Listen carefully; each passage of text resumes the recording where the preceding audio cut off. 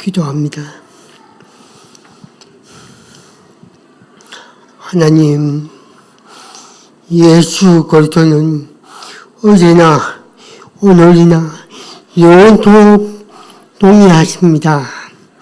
어떠한 것이도 영향받지 않고 완전한 그리스도로 날마다 말씀 통해 구속만 알고 누리면서 문제와 사건 속에서 속지 않고 오직 그리스도만으로 성취하신 하나님 계획을 보고 감사합니다. 언약의 바톤을 현장에 전달하는 자로 세워진 축복을 감당하게 하시고 우리 하나교회와 가정과 성장이도 그리스도로 후대 세운 이에 오인한 그리스도 세대로 삼아 주심을 감사합니다. 이 산도 이 캄보디아 예배토관 하나님 영광 받아주시고 캄보디아 참으로 그리스도가 없어서 죄와 저주와 재앙 가운데 우상 가운데 매여 고통당합니다. 하나님 저들을 구원하시고 이미 하나님께서 여자의 후손도 오셔서 그리스도로 오셔서 왕으로 제사장으로 순치장에 오시는 모든 문제 해결해 주심을 감사합니다. 자유롭다 말씀하시고 내가 너와 함께한다는 그 말씀 붙들고 감사드립니다. 이 산도 하나님 세워주시는 우리 사단 목사님 주의 손님의 능력을 붙들어 주셔서 영감을 갑절하게 충만하게 부어주셔서 오직 그리스도만 증거되게 하나님 은혜 베풀어 주심을 감사하기도 올립니다. 살아계신 주 예수 그리스도의 이름으로 기도합니다. 아멘.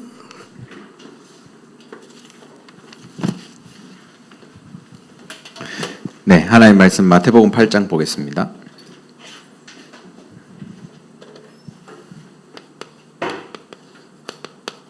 어, 14절에서 17절. 마태복음 8장 14절에서 17절입니다. 네, 4절 말씀인데 우리 같이 한 목소리를 읽겠습니다. 시작. 예수께서 베드로의 집에 들어가사 그의 장모가 열병으로 앓아 누운 것을 보시고 그의 손을 만지시니 열병이 떠나가고 여인이 일어나서 예수께 수종들더라. 저물매 사람들이 귀신 들린 자를 많이 데리고 예수께 오거늘 예수께서 말씀으로 귀신들을 쫓아내시고 병든 자들을 다 고치시니 이는 선지자 이사야를 통하여 하신 말씀에 우리의 연약한 것을 친히 담당하시고 병을 짊어지셨도다 함을 이루려 하심이더라. 아멘. 네, 오늘 제목이 참된 치유입니다. 우리 캄보디아 현장과 우리 캄보디아 성도들에게 이 참된 치유가 일어나야 되는 거죠. 보통 사람들은 치유라고 했을 때는 육신의 치유만 생각하잖아요. 눈에 보이는 거를 우리가 눈에 보이니까 이것만 생각하는데 육신이 치유되려면 그 배경이 되는 게 다 치유가 돼야 됩니다. 그래서 오늘 이게 새생명 새생활 지금 우리가 말씀을 인도받고 있는데 원래는 제목이 육신 치유예요. 근데 육신이 치유되기 위해서 그 배경 많은 것들이 치유돼야 되는데 그게 어떻게 치유돼야 되는 것인가? 거기에 대한 말씀입니다. 그게 참된 치유로 인도받는 길이죠. 그래서 본론에 영혼의 치유부터 먼저 일어나야 된다. 요한 3서 1장 2절에 네 영혼이 잘됨같이 범사에 잘되고 강건하기를 기도한다. 그랬잖아요. 영혼이 치유돼야 됩니다. 그래서 우리가 항상 병이든 어떤 문제든 그 원인이 뭐냐라고 했을 때는 창세기 3장이에요. 하나님이 없다. 하나님처럼 되고 싶다. 아니면 하나님은 죽었다. 아니면 더 이상 기독교는 필요 없다. 이런 말들이 나오는 이유가 이거예요, 이거. 인간의 모든 문제는 결국 하나님 떠나서 온 문제입니다. 이걸 볼 수 있는 눈이 있어야 된다. 이걸 깨달은 사람이 영혼의 치유를 받을 수 있습니다. 그리고 그 해결, 하나님 떠난 그 원죄 문제의 해결책으로 하나님이 바로 주신 게 창세기 3장 15절에 여자의 후손. 3장 15절에 이렇게 나와 있죠. 여자의 후손이, 그럼 여자의 후손이란 말은 그리스도께서 이 땅에 오신다 이 말입니다. 처녀를 통해서 이 땅에 오셨잖아요. 여자의 후손. 처녀가 잉태하여 아들을 낳잖아요. 우리에게 길을 열기 위해서 여자의 후손으로 오신 분. 그리고 두 번째는 뱀의 머리를 박살내겠다 말씀했죠. 창세기 3장 15절. 흑암을 완전히 꺾으신 분. 그리고 뱀이 여자의 후손의 발꿈치를 상하게 한다. 무슨 말이죠? 십자가에서 피 흘려서 우리의 모든 인생 문제를, 죄와 저주를 끝내겠다 이 말입니다. 이 세 가지가 완벽하게 처음부터 답으로 딱 주어진 거예요. 인간에게. 그래서 이 창세기 3장 15절을 제대로 깨달은 사람이 있다. 그러면 사단은 그 앞에서 벌벌 떨게 돼 있어요. 엄청난 비밀이 이 여자의 후손이라는 언약 속에 들어가 있는 겁니다. 이걸 알도록 만들어줘야 돼요. 그리고 마태복음 16장 13절에서 15절. 예수님을 누구라고 사람들이 생각하냐? 그러니까 여러 가지 대답이 나왔잖아요. 근데 대부분의 237의 사람들, 다민족들, 또 캄보디아 사람들은 이렇게 딱 생각하고 있습니다. 예수님을. 그래가지고는 영혼의 치유를 받을 수 없죠. 그리고 그걸 정확하게 이해 못했기 때문에 다른 걸 하고 있는 거예요. 교회 다니면서도 다른 걸 하고, 교회에서도 다른 걸 가르치고, 그러나 성경은 우리에게 예수가 그리스도라는 걸 가르치고 있습니다. 그리스도. 여기에 대한 답이 나와야 돼요. 아, 예수님이 그리스도구나. 그냥 말만 하는 거 아니고요. 진짜 그 내용으로 답이 나와야 된다니까. 그리고 그 예수님께서 우리와 세상 끝날까지 함께 하겠다. 약속하셨죠. 심지어는 사도행전 1장 8절에 땅 끝까지 증인이 되게 하겠다. 예수님의 약속입니다. 여기에 대한 답이 딱 나와야 되는 거예요. 한마디로 복음에 대한 답이 나와져야 됩니다. 이게 나오지 않는 이상 문은 열리지 않아요. 하나님이 전도의 문, 하나님이 여시잖아요. 선교의 문, 제자의 문, 하나님이 여시잖아요. 또 237, 5천 종족의 문, 제일 중요하죠. 하나님이 여시잖아요. 이 답이 나온 사람한테 하나님이 여시는 거예요. 왜? 그래야 그 사람이 이 사람 살리니까. 이 복음에 대한 정확한 결론과 답을 낼 수 있도록 도와주셔야 됩니다. 그러기 위해서는 우리가 먼저 여기에 대한 결론을 딱 가지고 있어야 되겠죠. 내가 먼저 결론 내리고 가지고 있어야 돼요. 그래야 증인으로 서는 거 아닙니까? 우리가 설명한다고 알아듣겠습니까? 증인으로 딱 서야 돼요.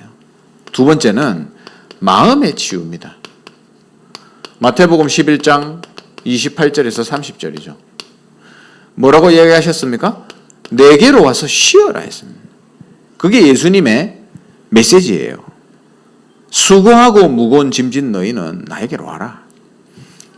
보통 사람들이 다른 데서 사람을 통해서 아니면 어떤 내가 좋아하는 걸 통해서 쉼을 찾으려고 하는데 절대로 안 됩니다. 다른 사람이 나를 위로해 준다. 그러면 마음에 조금 위안은 받겠죠.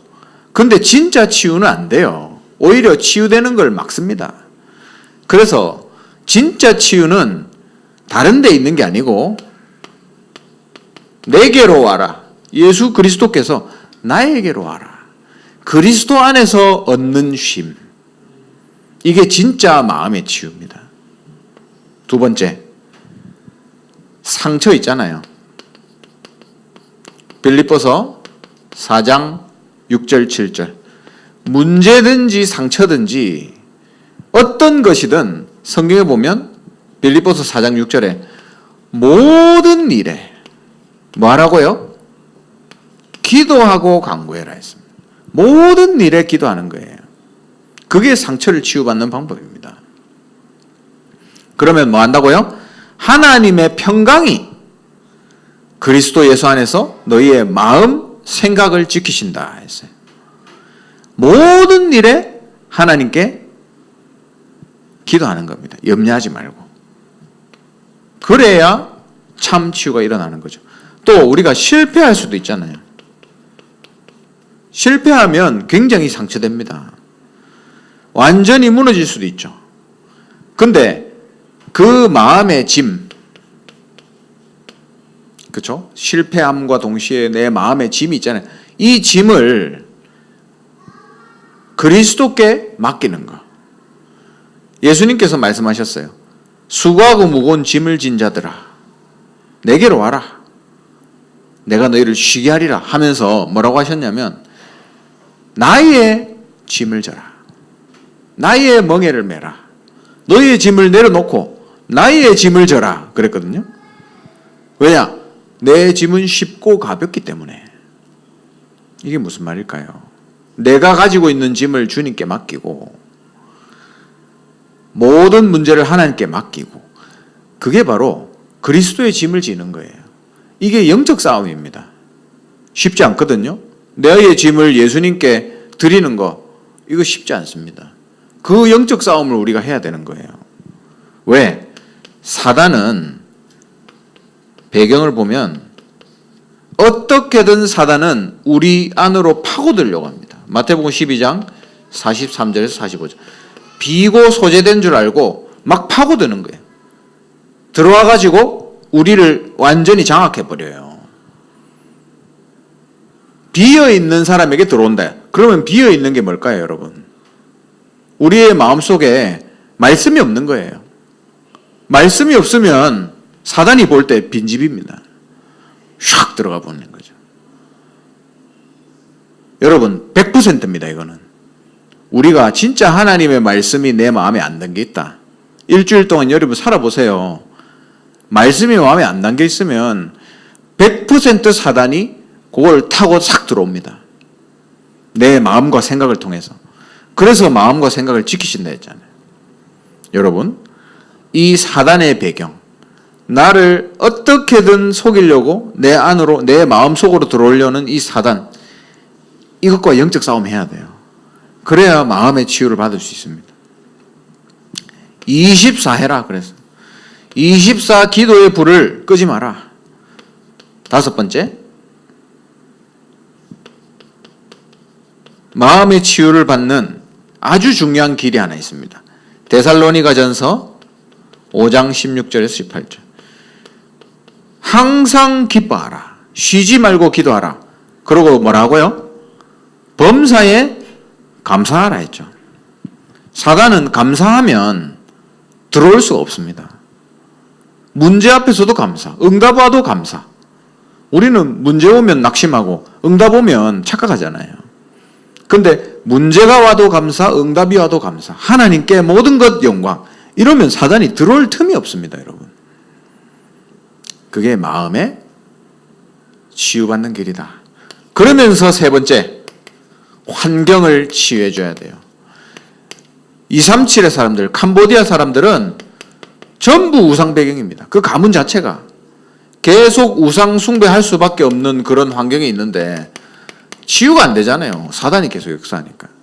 그래서 이 우상의 배경을 바꿔줘야 돼요.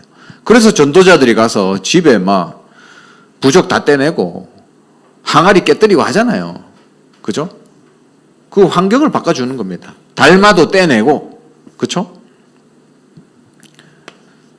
염려할 수밖에 없는 상황, 늘 불신앙할 수밖에 없는 있잖아요. 베드로전서 5장 7절에서 8절.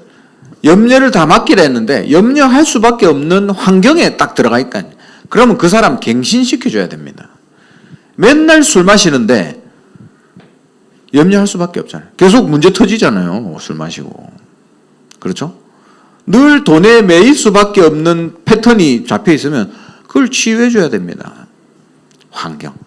그죠? 이걸 여러분 전도자 여러분에게 맡겼다. 많은 237의 사람들과 캄보디아 사람들이 여기에 빠져가지고 자기 문제가 뭔지도 모르고 고통당하고 있는데 하나님 이걸 여러분 전도자에게 맡겼다 이 말이에요.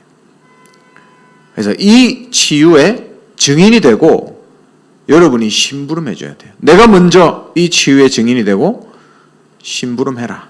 우리는 설명자가 아닙니다. 증인으로 서야 됩니다. 결론으로 여러분 성령 충만을 위해서 기도하시기 바랍니다. 사도행전 1장 8절에도 나왔죠. 성령 충만 받고 증인이 된다. 그리고 에베소서 5장 18절에 술 취하지 말라. 그러면서 성령 충만 받아라. 이거는 이제 술 마시는 거 끊어라 그 말이 아니고 술도 있고 무엇이든지 복음 외에 다른 것으로 충만해 있지 마라 이 말이에요. 술에 취해 있지 마라. 다른 걸로 충만해 있지 마라. 성령으로 충만해라. 그걸 얘기하는 거예요 지금. 성령 충만 속에서 자연스럽게 하나님이 하시는 치유를 체험하게 됩니다. 그래서 우리가 복음에 집중한다는 것은 치유가 될 수밖에 없어요. 그래서 오직 할 수 있는 집중 속으로 들어가야 되는데 이걸 방해하는 것들이 있잖아요. 그죠? 여러분이 복음 듣는데 복음에 일주일간 집중하는데 방해되는 거 있습니까? 혹시 여러분이 예배하는데 방해되는 거 있습니까? 그러면 그걸 제한을 시키세요. 제한적인 집중이다. 이게 여러분 알잖아요. 여러분 삶을 알잖아요. 내 삶에서 복음에 정말 집중해야 되는데 자꾸 방해되는 거 있죠.